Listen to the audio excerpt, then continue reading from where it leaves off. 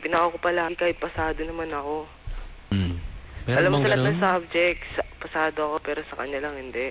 Meron bang ganun, teacher? Pag pasado yung estudyante, Ewan ko kay binabagsak? Jobert, pero ganun talaga eh. Paano ka pasado sa mga exam?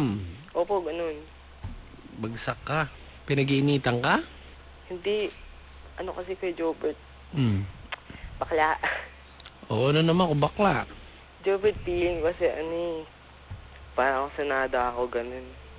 Kursunada ka nga eh, babagsak ka. Hindi ka niya Jobert, kursunada. malay mo, ano, Kinaiinisan babagsak niya ako Naiinis para sa'yo yun. ano niya ako, pa-blackmail niya ako, parang Bakit? Sigurado ka bang kursunada ka niya? okay, Jobert. Kasi Bablack pala ako nilalandi nun eh. Parang nilalandi.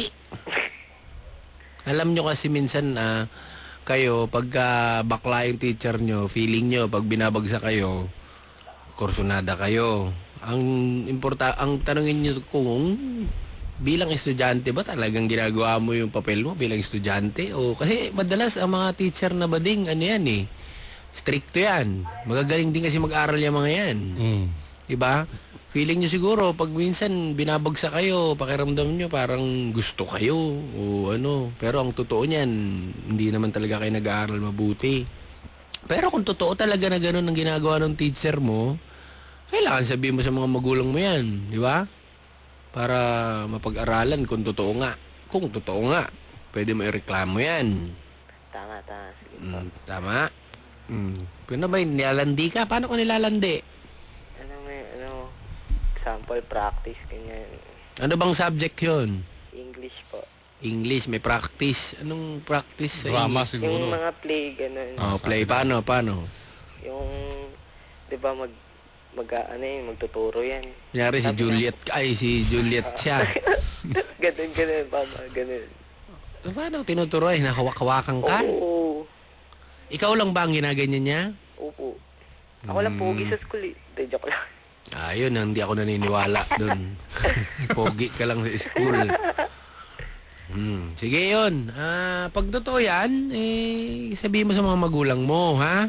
Apo. Para, magawa Medyo na Bert, para. may natanong pa ako. Ano? Ito naman sa akin na to. Sige. Ano po? Ano? Kaya ako eh.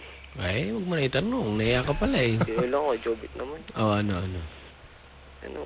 May sugat yung ano ko. Alin? Yung ano mo? Yung, Bangus? Hindi, yung nilalabasan nung ano. Puwet mo, may sugat? Ha? Tumpak, yun. Oh. Ba't kinikamot mo ata? Mahaba kuko mo eh. Parang ako maghugas kasi nililiha mo. Paano ba? Ba't may sugat? Nakaupo ka ng pako. Ba't may sugat? Jobit, yung, alam mo yung ano, yung palibot yun, diba? Oo. Sabi, Almoranas. Almoranas na ba yun? Hindi ko kasi alam. Ano nga nangyari nga? Ba't ka may sugat doon? Siguro Baka ikaw- dahil sa ano. Ano nangyari? Siguro sa ano, malaki yung nilalabas. Ganun. Dumi. Hindi ka kasi kumakain ng mga prutas. Opo. Siguro buwanang ka ang dumumi. Kaya mga solido yung lumalabas na.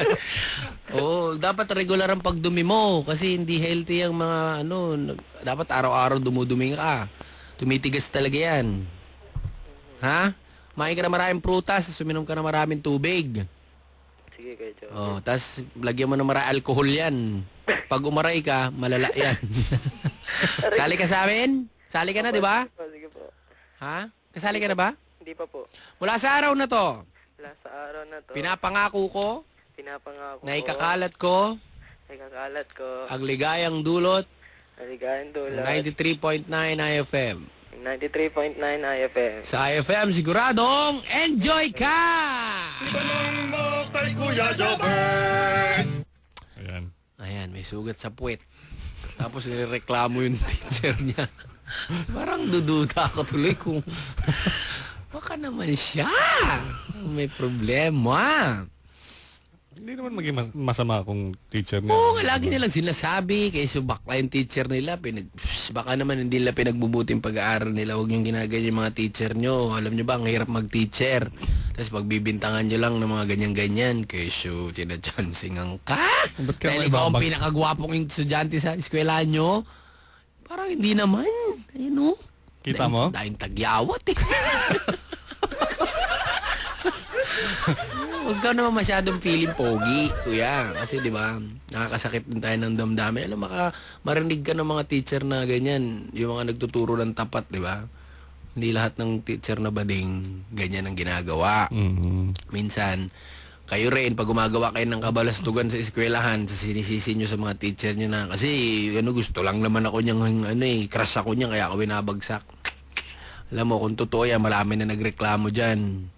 Guwapo. Ako nga, hindi ako ginaganyan ng teacher ko. Talaga siguro. Binagsakan nga ako ng hollow block sa ulo kasi sabi ko, guwapo ako, sinungaling! Huwag magpiling, mahirap yun. Ito, sa text Kuya Jobert. Kuya Jobert, pangalan ko po si Danny P. Danny P! Nasa Saudi Arabia po ako ngayon. Ay, sobra ba? Tapos, may nakapagsumbong po sa amin, sa akin, nabuntis po ang asawa ko. 2 taon na po akong hindi umuwi. Dahil doon? Hindi. 2 taon na siyang hindi pa nakakauwi. Alam mo, Kuya Jay, marami na akong experience na ganyan. Pinsan ko dati ganyan.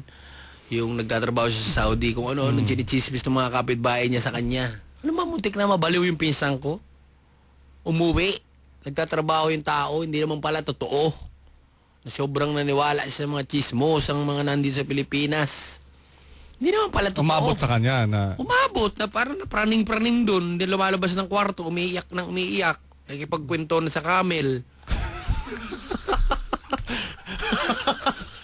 Nagtatanong kasi mga kaopisina niya, tinatanong niya, pare, totoo ba? Hindi nga totoo yan, pare. Marami na tayong Hindi ako niniwala. Pati camel kinausap? Kinausap na yung camel. Tinatanong, totoo ba? Yung asawa ko ganun. Dinuraan dyan sa mukha eh. Ba't ganun? Gumaganon pa siya. Hindi, yan lang minsan. Sana huwag ka masyadong maniniwala sa mga sabi-sabi kasi kung wala, ang unang magsasabi sa dyan yung mga close relatives mo rito na totoo nga. Pero kung mga sulat, mga anonymous, kalokohan yan. Paano yan kung totoo talaga? Ay, yan ang nakakalungkot doon. Paano niya mabubuntis yung kung nandun siya? Pwedeng mangyari yun, pero yun, naku. 3 months na daw buntis. Yun ang sabi daw. Yun ang sumbong sa kanya. Pero kung totoo yun, wala siyang magagawa. Pwede niya may ipacheck yan sa mga pamilya niya, kamag-anak niya. Tingnan nyo nga yung asawa ko doon Oo. kung buntis talaga. Baka naman ano lang, tatai lang. Yun. Mahirap talaga yung mga ganun. Kailangan sigurado. Malalaman naman